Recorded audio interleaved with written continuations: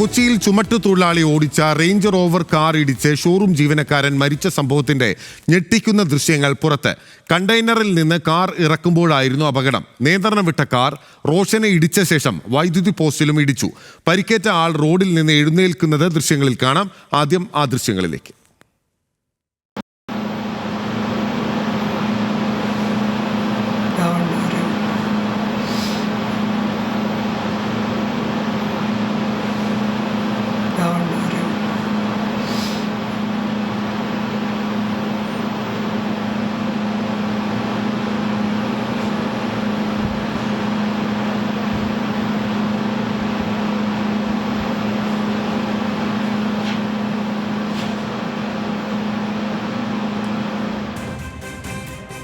അതേസമയം കാർ ഓടിച്ച ചുമട്ടുതൊഴിലാളി അൻഷാദിന്റെ licence suspend ചെയ്തു. അൻഷാദ് ആദ്യമായാണ് റേഞ്ച് റോവർ കാർ ഓടിക്കുന്നതെന്നും കണ്ടെത്തി. വിവരങ്ങളുമായി സഹിൻ ആന്റണി കൊച്ചിയിൽ നമുക്കൊപ്പം ചേരുകയാണ്. സഹിൻ, എത്രത്തോളം നിരുത്തരവാദിത്തപരമായിട്ടാണ് ഈ തൊഴിലാളി അത് കൈകാര്യം ചെയ്തത് എന്നുള്ളതിൻ്റെ ഏറ്റവും പ്രധാനപ്പെട്ട ദൃശ്യമാണ് ഇന്നിപ്പോൾ രാവിലെ സഹിൻ പുറത്തു കൊണ്ടുവന്നത്.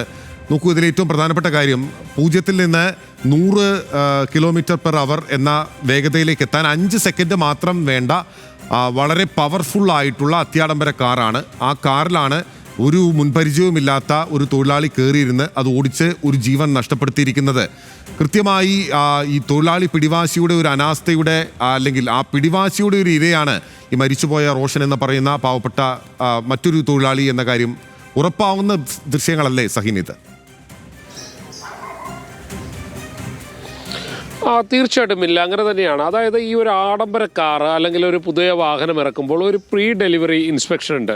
സ്വാഭാവികമായും അത് ഉള്ള അല്ലെങ്കിൽ വിദഗ്ധ ഒരു അഭ്യാസം ലഭിച്ച ആളുകൾ ചെയ്യേണ്ട കാര്യമാണ്.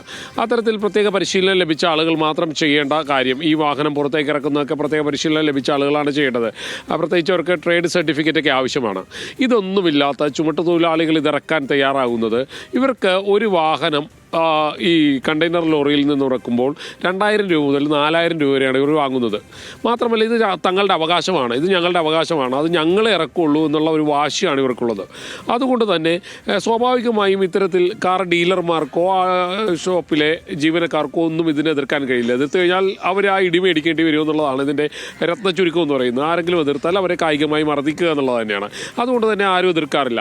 ഇനി ഇവരെ കൊണ്ട് ഇറക്കിക്കേണ്ട എന്ന് വിചാരിച്ചാലോ നോക്കുകൂലിയായി ഓരോ കാറിൻ്റെയും പണം ഇവർ വാങ്ങുകയും ചെയ്യും. അതുകൊണ്ട് ഇവർ ഈ പണിയെടുക്കട്ടെ എന്ന് തന്നെ തീരുമാനിച്ചതാണ്. പക്ഷേ ഈ പണിയെടുക്കുമ്പോൾ അതിൽ ഞാൻ നേരത്തെ സൂചിപ്പിച്ചതുപോലെ തന്നെ വിദഗ്ധമായ പരിശീലനം ആവശ്യമാണ്.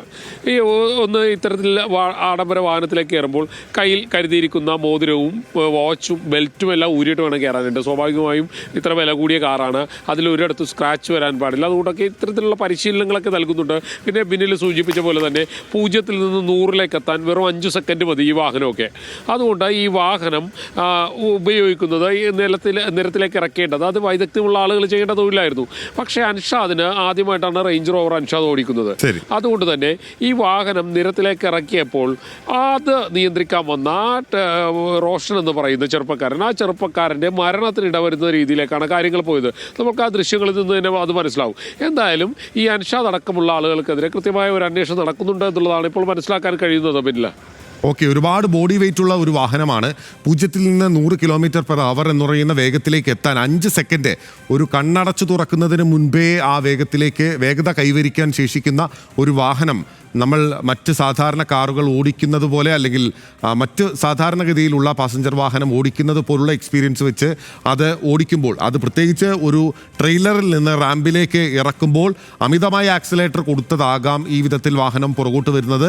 അങ്ങനെയാണ് റോഷനെ ഇടിച്ചത് എന്നാണ് ഈ ഘട്ടത്തിൽ മനസ്സിലാക്കാനുമാകുന്നത്. എന്തായാലും മോട്ടോർ വാഹന വകുപ്പ് പോലീസും ഉൾപ്പെടെ പരിശോധന നടത്തുകയും ഇപ്പോൾ ഈ അൻഷാദിൻ്റെ ലൈസൻസ് സസ്പെൻഡ് ചെയ്യുകയും മനഃപൂർവ്വമല്ലാത്ത നരഹത്യ ഉൾപ്പെടെയുള്ള കേസെടുക്കുകയും ചെയ്തിട്ടുണ്ട് എന്നുള്ളതും പ്രധാനപ്പെട്ട കാര്യങ്ങളിൽ ഒന്നാണ്. പക്ഷേ ഈ പ്രവണത ആവർത്തിക്കുന്നു, അനാവശ്യമായ പിടിവാശികൾ ജീവൻ എടുക്കുന്ന സംഭവങ്ങളിലേക്ക് പോകുന്നു എന്നുള്ളതും പ്രധാനപ്പെട്ടതാണ്. മുഖ്യമന്ത്രിക്ക് ഉൾപ്പെടെ ഈ ആഡംബര കാർ ഡീലർമാർ പരാതി നൽകുകയും ചെയ്തിട്ടുണ്ട്. സഹിൻ ആന്റണിയാണ് വിവരങ്ങളുമായി കൊച്ചിയിൽ നമുക്കൊപ്പം ചേർന്നത്.